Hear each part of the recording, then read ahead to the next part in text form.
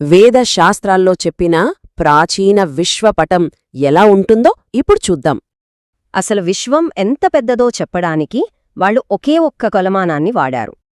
ఆ యూనిట్ పేరే యోజనం. మొత్తం విశ్వ రహస్యాన్ని ఛేదించే తాళంచెవి ఇదే. ఈ విశ్వప్రయాణం భూమికి పైనుండే అంటే భువర్లోకం నుండి మొదలవుతుంది.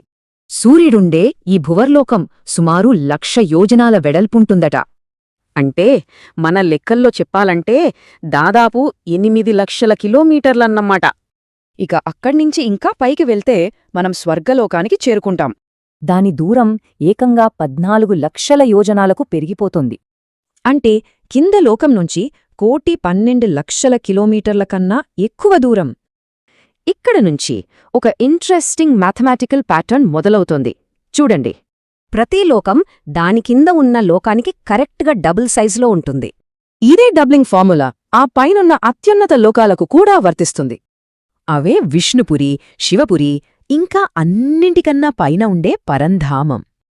సరే, ఇప్పుడు ఈ లోకాల దూరాలన్నీ కలిపితే మొత్తం ఎంతొస్తుందో చూద్దామా? వేదాల ప్రకారం ఈ విశ్వం వ్యాసం ఏకంగా 10 బిలియన్ కిలోమీటర్ల పైనే. ఇంత పెద్ద విశ్వం అసలు ఎక్కడుంది? శాస్త్రాలు దీనికో ఆశ్చర్యకరమైన సమాధానమిస్తున్నాయి. ఆ సమాధానం మన సూర్యుడితో పోల్చి చూసినప్పుడే దొరుకుతుంది. ఇక్కడొక షాకింగ్ విషయమేంటంటే ఈ మొత్తం విశ్వం మన సూర్యుడి గ్రావిటీలోని ఇమిడిపోతుంది. అంటే మన సూర్యుడి గురుత్వాకర్షణ శక్తి ఈ మొత్తం విశ్వం కన్నా 70 రెట్లు పెద్దదన్నమాట.